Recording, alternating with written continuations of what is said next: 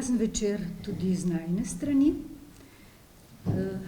Ena majhna anekdota, da se malo sprostiva za začetek, ko sva malo tipala, kdo je najmlajši Pavlovčev sin, kdo sem jaz, sva seveda pobrskala po literaturi, kjer se kak rojstni datum najde, živa sva še, tistega s križcem še ni. Rojena sva namreč istega dne, neko desetletje je vmes. Dovolite še nekaj. In istega meseca. No, tako, istega dne, istega meseca, se pravi zodiakalno znamenje lev naj združuje. Upam, da bova... Pa še nekaj bi pripomnil, bi bil letnik vaš. No, hvala. Jaz bi pa tudi kakšno manj, dobro, tako. Da bova pa v družbo sprejela še nekoga iz te družine v poklon Francetu Pavlovcu, se mi je zdelo prav, da pritegnemo še glas, zapisan glas in spomine na očeta, ki jih je pripravil najstarejši Pavlovčev sin, 7 let starejši brat gospoda Petra, Andrej. In bi mogoče kar z njegovo besedo začeli, ki je seveda nad vse kompetentna, zagotovo ga ni treba posebej predstavljati, vsi veste, da je bil umetnostni zgodovinar, se pravi človek od stroke, muzealec, likovni kritik, se pravi moj kolega, ugledni kolega, in tako prisluhnimo njegovi besedi, kako je v nekem daljšem spominskem zapisu vsaj delček bil pripravljen objaviti, in sicer je ta njegov zapis išel v reviji Srce in oko. Takole pravi o svojem očetu. Pleš Čopiča je dal imenitni naslov in potem razgrinjal vse to, kar je opazoval in gledal in kar mu je oče zaupal o svojem slikarskem poklicu. Sicer pravi tako: o svojem delu ni govoril. Že tako je govoril zelo malo. Več je premišljeval. Zrl je za dimom cigarete, se nekam zagledal, molčal in redko spregovoril. Koliko jih je, ki mislijo, da mi je Pavlovec izdal vse skrivnosti slikanja.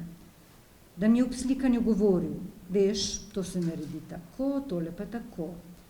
In vendar mi je ob redkih priložnostih, ko je le kaj spregovoril, odkril zdaj to in drugič drugo potezo svojega Čopiča. Morda jih je vseh skupaj samo nekaj, vsaj 3 so mi ostale v spominu. Več jih tako ni bilo. Vprašal sem ga, zakaj s Čopičem toliko časa poplesuje po zraku nad paleto. Ali ni morda pozabil, kako se zmeša barva? Čopič je namreč držal v roki, tako rekoč bega od barve do barve, a ga ni spustil v barvo. Zdaj je neodločno trepetal nad to barvo, šel po druge in se vrnil k prvi in šel do tretje. Vse to je bilo videti kot neodločno poplesavanje nad barvami. Včasih je celo odložil Čopič, ga vtaknil med prste levice, s katero je tudi držal paleto, vzel drug Čopič in ples Čopiča nad barvami se je zdaj ponavljal z drugim Čopičem. Potem pa je kar nenadoma odločno pomočil Čopiču barvo, jo nanesel na paleto, pomešal še z drugo. Ne, to je bilo običajno mešanje barv. Kadar je tako omahljivo bežal s Čopičem od barve do barve, je to pomenilo nekaj čisto drugega. Takrat je Čopič pomočil barvo, ga obrnil in pomočil drugo in morda še v tretjo, tega ne vem natančno, in potem je z eno potezo naslikal vejo na drevesu. Pri tej potezi je Čopič obračal in veja je bila naslikana z več barvami. Zato je tudi tako okleval, ker je moral že prej, preden je sploh potegnil s Čopičem, vedeti, kako bo naslikal vejo in koliko barv bo na njej. Vejo sem vzel samo kot primer, kajti na tak način je lahko z eno samo potezo naslikal različne predmete. To se pravi, da je že na samem začetku pretehtal vse možnosti in tudi to, kako bo barve vzel na Čopič in kako bo potem Čopič vrtel in obračal, da bo za seboj puščal premišljeno potezo in da bo ta poteza tudi sedela, ker ni bilo mogoče popravljati in tudi ni bilo mogoče ničesar več dodati. To je bil enkratni slikarski akt. In ko je Pavlovec imel na čopiču vse tiste barve, ki jih je hotel imeti in ki jih je premislil vnaprej, ni bilo več omahovanja. Čopič se je zvijugal po slikarski površini in puščal za sabo sled, ki je bila enkratno in dokončno naslikana, denimo veja, drevo ali kaj drugega. Takšen način slikanja je bil čisto nekaj posebnega. Bržkonega dan danes ne obvlada noben slikar. Zmešati barvo na čopiču in ne na paleti in s čopičem potegniti večbarvno liso je bilo pri Pavlovcu igra in znanje. Združeni v eni sami potezi ste dali presenetljiv slikarski učinek. Poznam nekaj slikarjev, ki so premišljevali, kako je to naredil, kako se mu je takšna poteza posrečila. Eden izmed njih mi je rekel, da ve, kako je to dosegel, da je delal še svežo belo podsnovo, da se mu je potem na tej sveži podlagi čopič nekako sam sprevračal in da je tista sveža belina potem udarila na tako potezo, ki je bila polna in zveneča, kakor odločen zvok ob virtuozni potezi loka v violo. Tudi zato je potreben umetnik, kajti viola ali violina zapojeta čisto drugače, v rokah začetnika, kakor v rokah resničnega umetnika, virtuoza na tem inštrumentu. Paleta, čopič in barve so peli pod Pavlovčevimi prsti, pokorili so se njegovemu hotenju, nobenega sprenevedanja ni bilo in nikakršnih fint sveža bela barva v podsnovi same slike. Nekoč mi je rekel, da ni nič lažje, kot z belo barvo razmakniti oziroma poglobiti nebo ali morda planine. Toda ni težjega slikarskega problema, kot če delaš to brez bele barve in samo z barvami uglašuješ celoto slike. Poglej na primer tole. Sava je zelenkasto modra in vmes je nekaj rjave. Planine naj bi bile bele, a niso, ker je za njimi rumeno nebo. Če dam na nebo samo piko čiste bele barve, se vse spremeni. In prav tako se spremenijo vsi odnosi, še več, sprevržejo se v nasprotje. Če dam samo piko bele barve, recimo tu na ojstrico. Če naredim nekaj takega z nebom, mi bodo ušle karavanke. Če naredim planine bele, mi uide Sava in jo bom moral vso na novo preštrihati. O, Madonna, kako je prijetno živeti v nevednosti in slikati tako kot je, verjetno Jakopič. Samo prenašati danosti v motivu na sliko. Če je tam hiša z drevesom, je hiša na sliki z rdečo streho in drevo je zeleno. Pogovor je potekal davno, tako je mogoče zapisan le približno.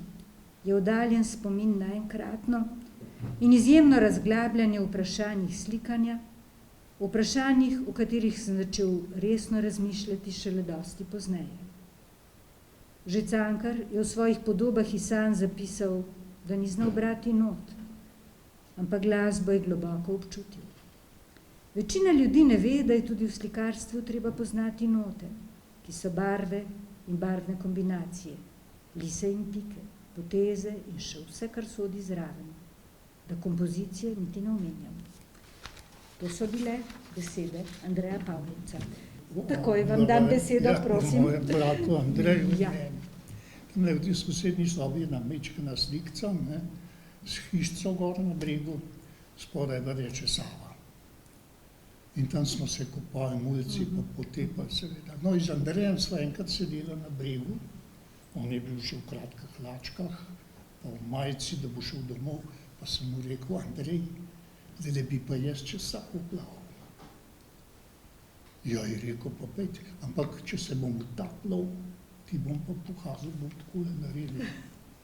In res skočim, jaz sem že dockrat plaval čez Savo, skočim v vodo, plavam na nasprotnem bregu, sem se začel utapljati. Pa sem takole roko, Andrej skočil oblečen v vodo, jaz pa na breg, pa sem se mu smejal. Pa je pa rekel, ti baraba, ti pa za mano tekel.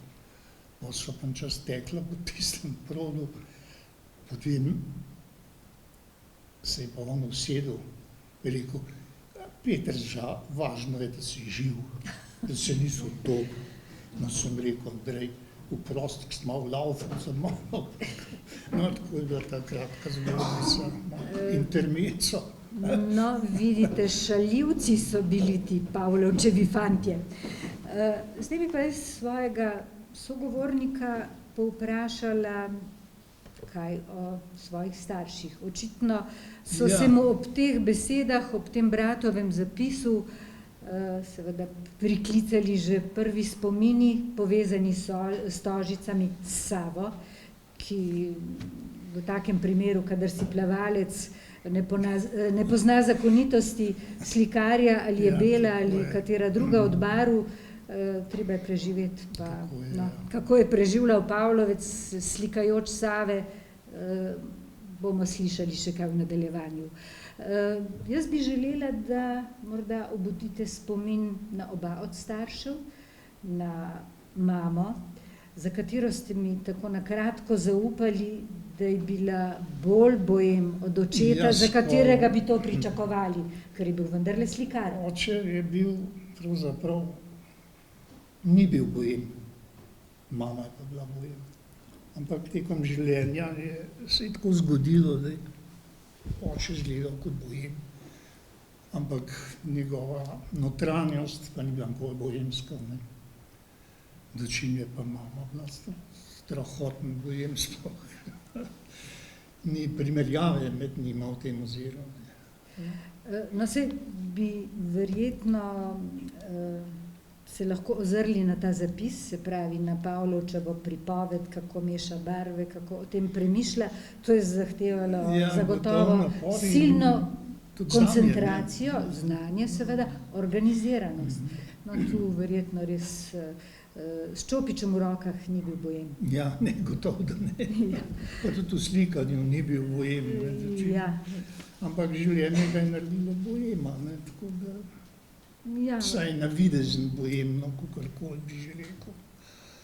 Ampak spomnim se na tisti naš stanovanje v Stožicah, na tisto našo veliko sobo, kot je bil atelje, njegov improviziran.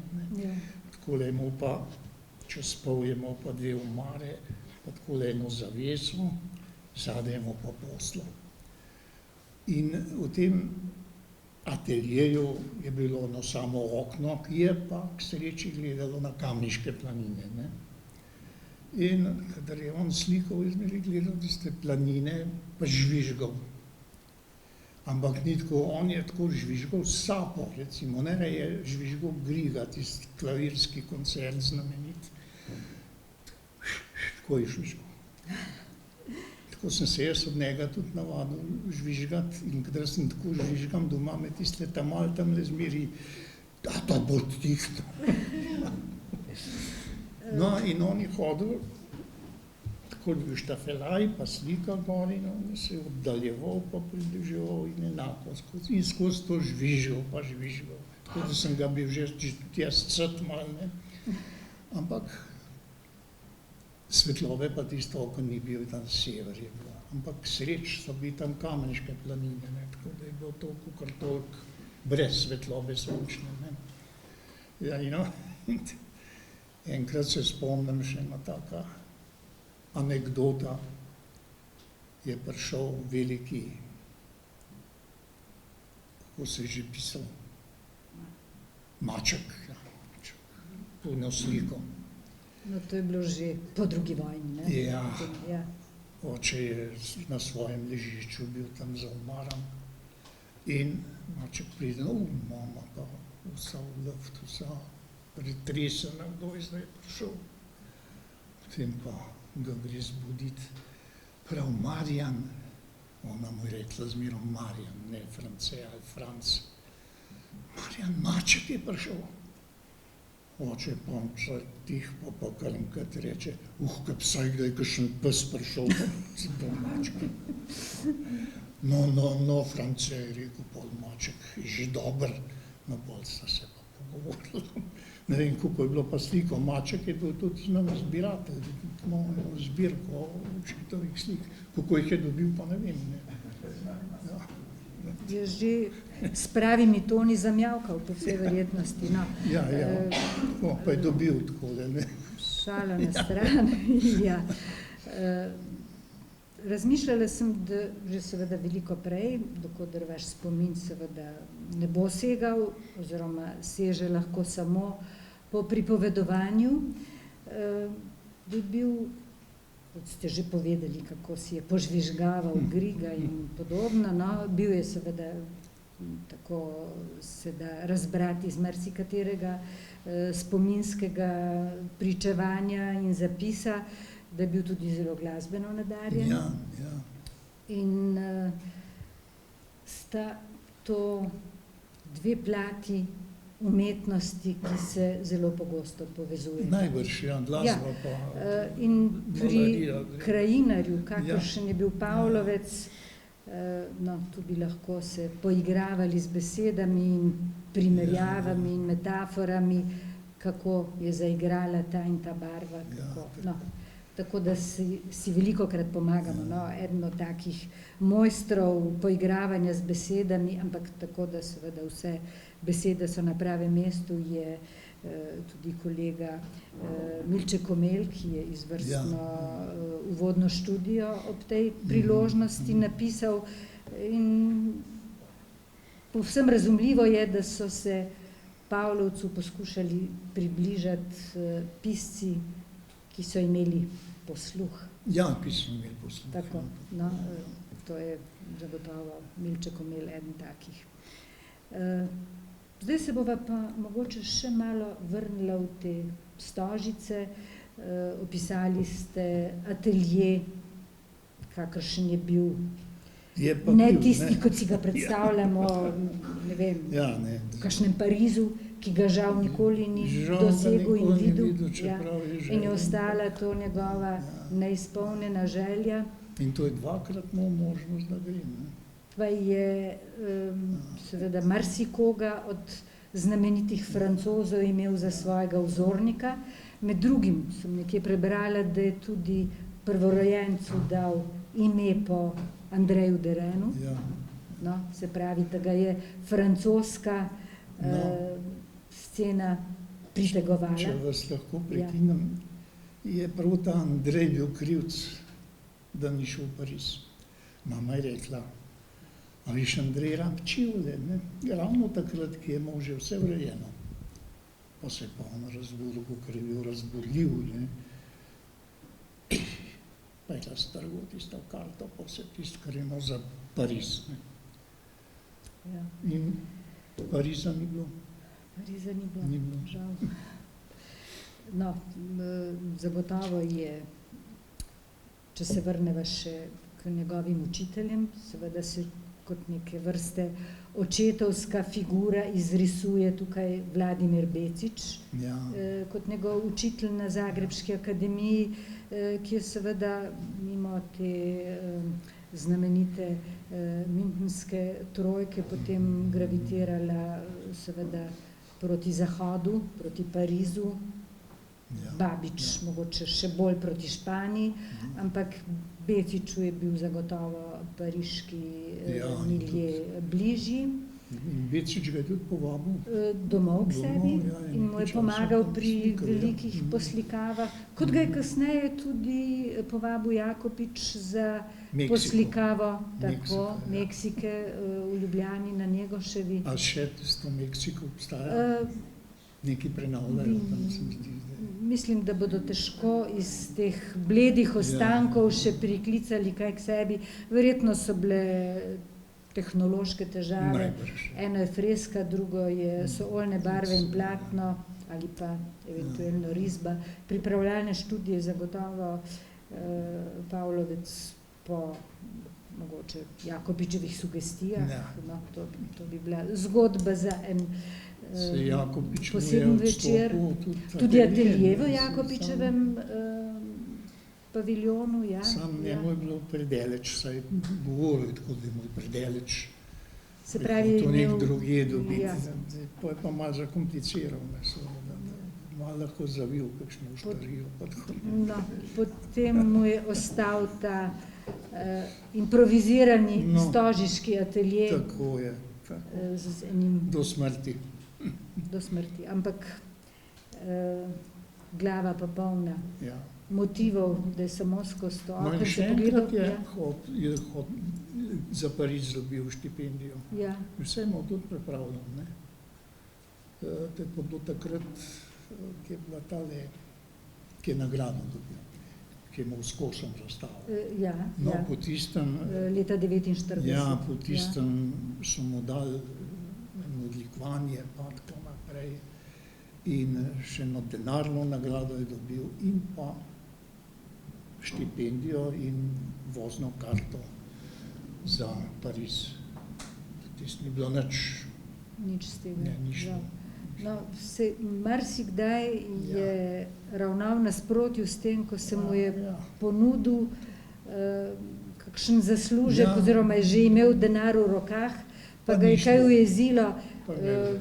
Nekje en od zapisov Ne vem. pripoveduje tudi o tem, da je potem en velik zaslužek dal za postavitev Aleksandrovega spomenika na zvezdi. No, tako. Jaz malo razumem ta njegova čustva, ker gotovo jih sem mu malo podoben, ne,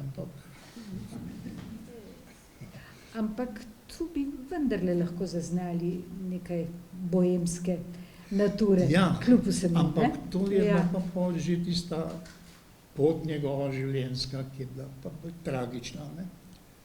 Mama je rekla, da se ne bi smela poročiti z njim, ne, ker ga je uvirala pravzaprav.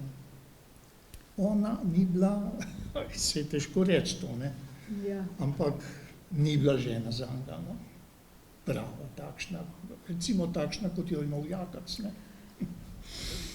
No, njegova izbranka je bila v prvi vrsti umetnost, se pravi slikarstvo. Ja, Ne? ampak Ko, to ja. za življenje pa to ni šlo. Ne.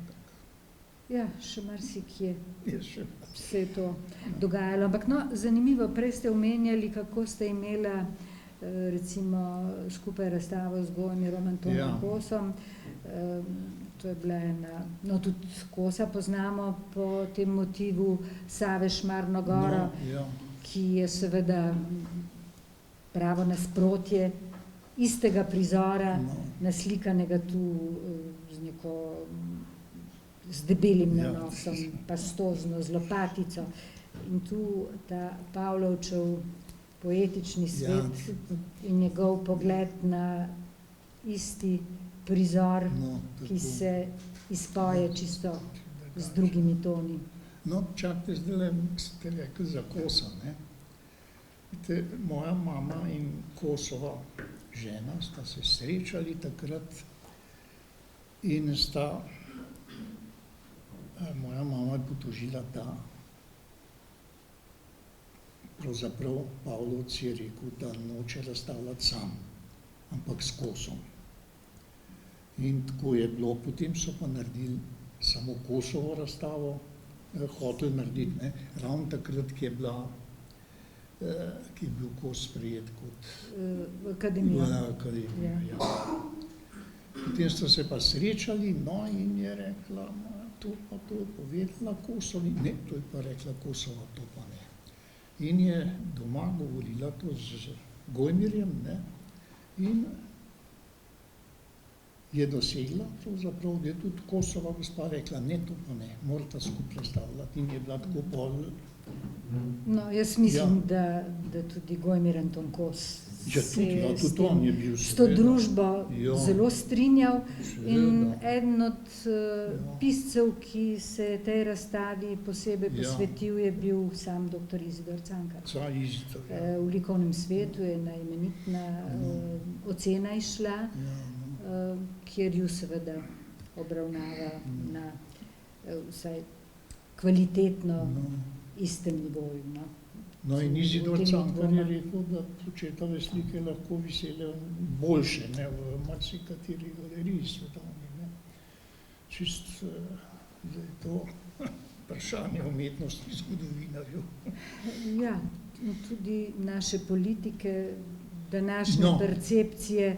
No, jaz moram zdaj vmes pohvaliti prireditelje te razstave, da imamo vsaj v teh prostorih, ki so res imenitni in seveda imajo poslanstvo, ki ga resnično se zavedajo in obvladujejo, da predstavljajo resnično cvet naše likovne umetnosti, nagrajence, ki jih je ta čast doletela, da so nosilci Prešernove nagrade, kot je seveda tudi Srnice Pavlovec. In moram reči, da še svojo osebno zahvalo izražam ob tej priložnosti, da se je ta razstava tukaj zgodila. Toliko Pavlovca, ki ga bolj ali manj poznamo, pa seveda njegovih reprodukcij, razsutih po literaturi, ni pregleda, ki bi Pavlovca spregledal. Ampak videti originale, žal, te priložnosti je... Upam, da ni, ampak se dogaja, da potem pridejo določeni avtorji znova, najdejo nove generacije, nove občudovalce, doživijo revival, kot bi temu rekli, s krasno tujko. In jaz mislim, da je to zdaj taka priložnost in res je lepo, da lahko v kar precejšnji količini tega umetnika doživljamo. Mogoče manjka kakšna slika iz, bomo rekli, nacionalke, ki so jo tako visoko ocenili, da bi bilo težko poravnati za varovalnino. Ampak vidimo, da je pa veliko v zasebni lasti pri zbiralcih, ki vedo, kaj zbirajo in kupujejo. Tako da, verjetno ni bilo težave napolniti te prostore. No, to bi lahko o tem kustos in pa vodja te galerije kaj več povedala. Nekaj bi vas še vprašala, kako ste to doživljali, marsikdaj se, ki v literaturi prebere, kako so slike šle še, preden se je barva posušila, že novim, skratka, kupci so dobesedno stali v vrsti. So bili, in to dobri kupci. Spomnim se Bezlaja, tega profesorja. Bezlaj je tudi hotel kupiti eno sliko, se je imel je tudi že dve prej, ampak pa hotel še eno. Ampak takrat jo ni bilo. Pa Bezlaj je rekel, bom dal kar naprej denar. Pa je dal mami naprej, se je oče ni imel s tem nič opraviti z denarjem. Pa je dal mami naprej denar. Ampak pol je pa trajalo 1 leto, da je bila tista slika za Bezlaja. Da je kupec dobil svoje. Ampak Bezlaj je bil tak fin človek, dober. Je bil čisto zadovoljen. No, sej, če bi... ampak še druge, sej so bile druge tudi. Teli okršljari, teli torbari so tudi kupovali veliko. In so tudi čakali, doskrat so čakali, kdaj pa. Ampak nekako je šlo. Sej okršljari so imeli pol tudi celo zbirko doma. On je bil ta torbar, ki je imel toliko v Domžalah. No, sej so, če bi strukturo teh kupcev zdaj preverjali, no, se jih pa znajde med visokimi intelektualci, med zdravniki, advokati in tako naprej, veliko, ne? Takrat je bil nekako v modi, bi rekel. To se mogoče malo pežorativno lahko sliši, ampak bil je preprosto priljubljen. Priljubljen je bil, tako. No, ob tem so verjetno bila kakšna naročila, ne zgolj za krajine, ampak tudi za kakšna cvetlična tihožitja. Pa seveda portreti, O tem nisva še nič rekla, da je bil tudi portretist. Zdaj me pa zanima, so prihajali ti modeli oziroma portretiranci naročniki. Ja, Očetu, verjetno je po živem modelu slikal, ne po fotografiji. Ja, tole doktor Jamškovo, ne, je slikal pri Jamškovu. Aha, se pravi, je šel na dom. Jamšek je imel veliko hišo z vrtom, krasem. In je, seveda je pa ta zgodba šla toliko malo del, ne, že bila pa lepa gospa, ne. Oče pa odvzeten za lepoto. No. O tem ni dvoma. No, To nas tudi razstava prepriča. Ja, no, in tisti portret je bil zelo dober, bajeno, tako so tudi vsi izjavljali, ampak je Jamšek izvedel za to, doktor Jamšek je razrezal. Tako da se tisti portret ni dal več restaurirati na noben način, je bilo preveč razrezano. Potem je bilo nekaj atentatov na njegove slike, ki jih je zagrešil pravzaprav sam avtor, ne? To morate vedeti, kakšen bes je bil v njemu, v Jamšku, ne. No, pa tudi za očeta je marsikje zapisano, da je kakšno svoje delo uničil, da se je znesel nad njim v kakšnem trenutku grenkobe in nepriznanja. Tam je ena manjša slikca, ne, sem že prej omenil. No, tisto slikco sem jaz najdel, ne ta, ampak izgleda, da sta bile dve podobne, ne. Sem jo našel na enem podstrešju, dol v Spodnjih Stožcah. Ampak je bila tudi takole razrežena, ne. Tako da je tudi sam sem pa kdaj kakšno razrezal, ne, to brez dvoma, ne. Ampak ne ravno zato, ker bi bil nezadovoljen z izdelkom, ampak je bil to odraz njegovih stisk, razočaranj in trenutnega slabega razpoloženja, verjetno. Pa mogoče tudi kakšnega besa, recimo, ki je prišel z alkoholom, ne. Tudi to je bilo, ne. Ja, eno z drugim se je to. No. Časi niso bili zagotovo najbolj naklonjeni. No, pa še tale igralka, ne, ta je pa hodila prav k nam, tale Vladoša Simčičeva. Ta je pa prišla tudi k nam. Pozirati. Ja. In še mama je rekla, enkrat, joj, kako lepo diši za to gospo.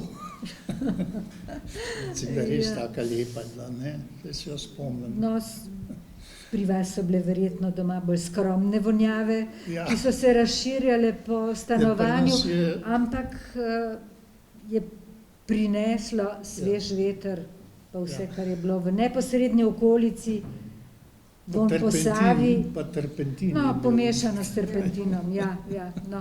Kemikalije se, konec konca so tudi von še stopnjeval na ta način. So tudi parfumi, kemija. Ko sva omenjala portrete, no, tukaj imamo na tej fotografiji, ki ste jo prinesli s seboj na štafelaju, nek nedokončan ženski portret. V literaturi sem marsikje zasledila, da je bila vaša mama očetu, še preden sta se vzela, še preden sta se poročila, model, kot tudi Gelčin Jontes, pa še nekaj ženskih imen je zapisanih, ampak pozneje se pa ne spomnim, da bi kak njen portret kdaj videla reprodukcijo. Ni. Tudi vas, bil pa je, eden pa je bil. A je bil? Ja, in tistega je on razrezal, ne. Ja, verjetno spet v tem svojem besu, ne, je bil en portret, potem pa nikoli več portretiril, ne. Fotografije ni, samo spomin, samo... Je pa enkrat prav, ki je tale Vladoša Simčičeva prišla iz partizanov, ne, in sta jo spremljala še dva gospoda, tovariša, bi rekel, za tisti čas, ne. In so prišli k nam in so začeli debatirati, seveda, potem je pa še mama šla zraven, ko so šli v gostilno. To se je prvič zgodilo, da je šla mama kdaj na tak način z očetom, ne. Ampak tokrat je pa šla, no. Pa so šli seveda v gostilno. No, Ja, tako, kot se po lepi slovenski navadi Tako. gre, da se likov, recimo, naredi. Ja. Vas otroke je portretiral? Obstaja kakšna ja, risba. risba? Andrejčka je namalo, Andreja je pa naslikal, ja. Ampak s tisto sliko so bile tudi težave, ne. Je rekel, Andrej naj nese Hobrcnil, sliko okvirt. Okvirt, ja. No, in Andrejo je nesel, ampak slike ni več videl. Je bil pa, seveda, mama je bila dolžna Obrcnilu, ne. Pa Obrcnil za... Obračunal tako. No, Nekako in tista slika, ne vem, ki je potem ostala, no. Skratka, Andrejo ni dobil. ja. Škoda. Ja, sej mu bilo zelo hudo Andreju za Verjamem, tisto. verjamem, ja. In je večkrat šel vprašati, ampak Obrcnil se je zmerom izmikal, ne. Ja. Tako. No, Drugače pa risbe, ne, moja risba, tudi jaz sem na eni risbi, ne. Pa te risbice so pa luštne take, ne. Drugače kot slike pa ne, olja pa ne. To pa ne. olja pa ne. Ne. Ja, če ne drugje se je zataknilo pri okviru, Sej tudi ki je pogoltno sliko. No, Sej tudi ni imel časa, ne, da nas malo doma, ja. če je imel takrat toliko naročila, ne, sej ni imel, kje bo pa še nas malo doma. Pa tudi to je bilo, kdo bo pa to kupil, ne? To z maminega stališča, ne? Ja, ja. Kdo bo pa Ja. to kupil, ne? Tako je bilo tudi, no, žal je bilo tako. Tudi sam je o tem govoril, recimo, kaj njemu pomenila narava. Ja. In en poseben detajl, posebna nadrobnost iz te narave, ki nas obdaja, tako je nekje zapisano z njegovimi besedami. Anatomijo človeka uči na vseh akademijah, anatomije drevesa me niso učili nikjer. Nikjer, Pa je ja. zame neprimerno bolj važno. To je zagotovo Ja. zelo, zelo povedna izjava. No, sicer se pa to vidi po teh drevesih. Ne? No, tako, to je tudi portret drevesa, Ja, zagotovo mu ni vsak kos, najbrž, da ne. zagotovo, ja. Seveda v tem okviru vseh teh lepih umetnin, ki so tukaj zbrane, bi lahko razpredala še ob tem in onem motivu, ki so vam še posebej tisti stožiški in v bližini Save Sava, Šmarna Gora, vzbudijo številne spomine na otroštvo, na mladost, na Sava ta nas je vaš... sprijela, bi rekel. Ja, Tudi Andrej, ki piše, ne, je bil tudi tako ja, navezan na Savo. Ne, Ja. kot smo bili, se drugega takrat tudi ni bilo. Ja, Tisti je- čas, ko ni bilo, recimo za športno dejavnost, smo bili tu v Ljubljano, prevoza ni bilo nobenega. Ja. Ne, to. Skratka, no, pač Sava je pa nudila, ne, tudi en izziv jo, se spopasti z vsak dan drugačno naravo te reke, ki je iz tega opisa dobro razvidna. ja, tako. Zdajle sem se spomnil, recimo, da so tudi njegovi kolegi Čargo pa tale Pirnat, pa še Ja. so hoteli večkrat k Pavlovcu, seveda, pa so šli pa balinat na Savo s kamni, ne. No, to je tudi meni ostalo, da sem balila še Ja. do poznih let. Seveda so pa zavili pod Lipcem, ne. No, seveda, Zmago je mogel eden. Tako, je moral dati za liter, no, ni kaj. Ja. No, teh dogodivščin je bilo verjetno veliko. In zanj zagotovo v nekem smislu odrešitev tudi v času druge vojne, Ja. ko je bilo, Ja, skratka, ki je bil ni dal sicer nikamor. odrezan od sveta, Sava je mu pa je ta, ja, ostala, ja, ne. no. Sava je bila pa. Na uni strani je bila pa meja, ne, Ja, nemška, ne. ta model je bil vedno pri roki, pred očmi, pred Čopičem, pod Čopičem, skratka, ta zgodba je vendarle, ne glede na vse morije, tekla naprej. Tako da Sava je res bila rešitev tudi zanj za tisti čas, ne. Ja. Motivov je bilo pa ogromno, ne.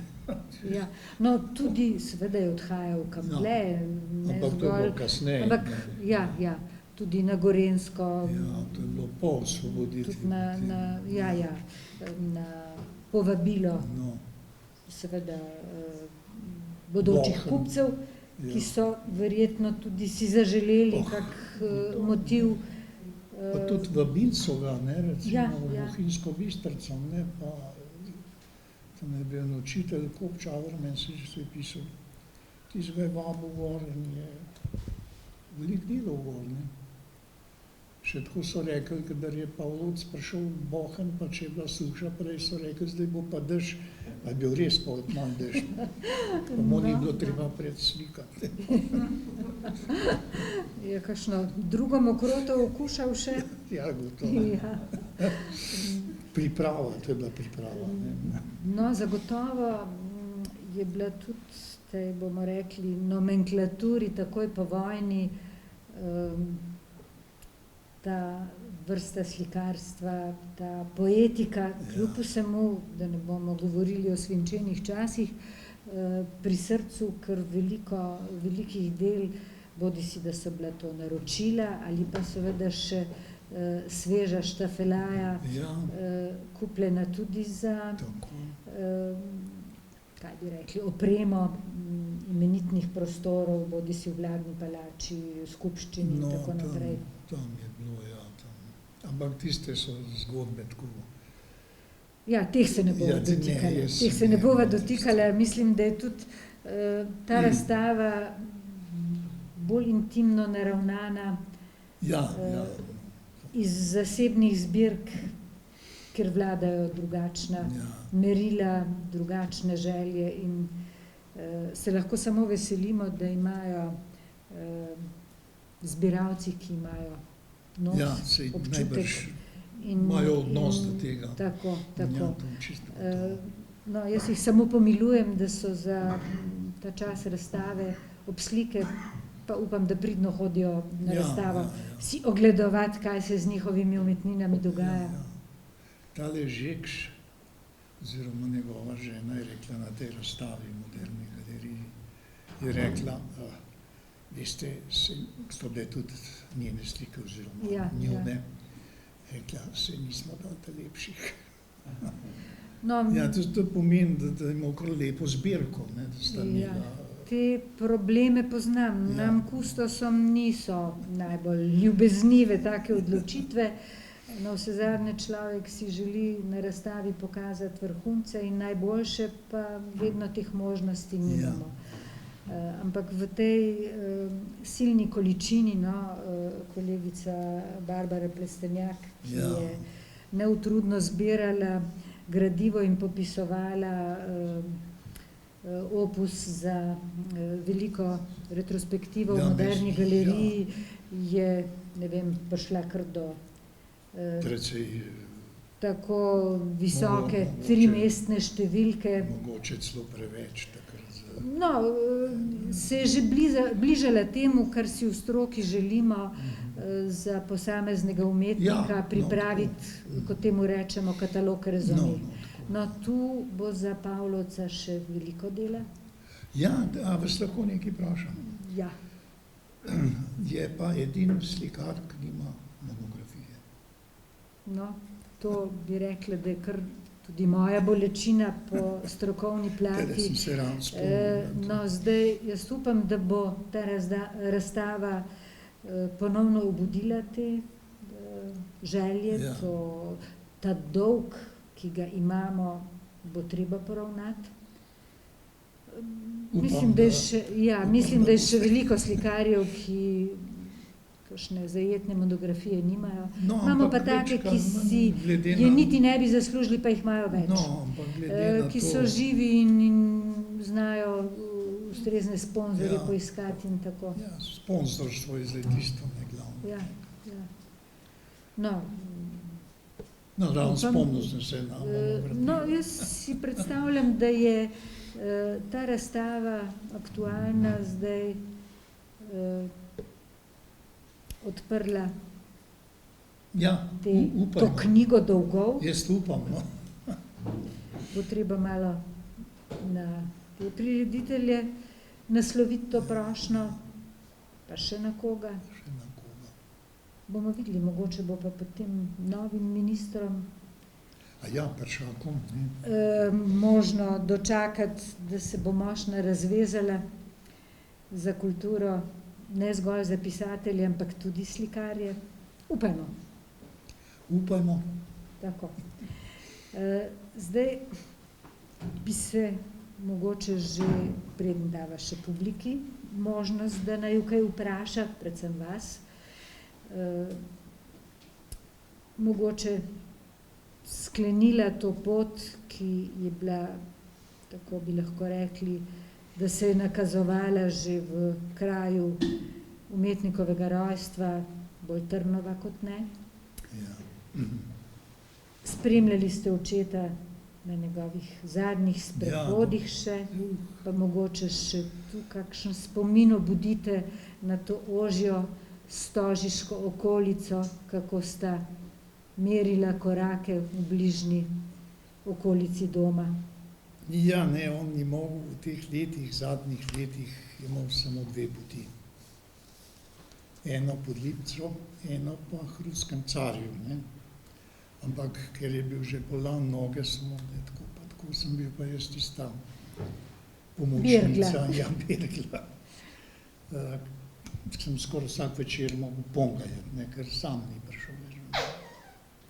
Se pa spomnim njegove zadnje poti. Enkrat mi rekel, a greš z mano, pa je odkučiš svež, pa tak. Rekel, kam? Pit na Savo, greva na Savo. No, in sva šla na Savo, pa daleč sva hodila, pa je kar hodil, ne vem, kako je to, ker noge so ga izdajale, ne.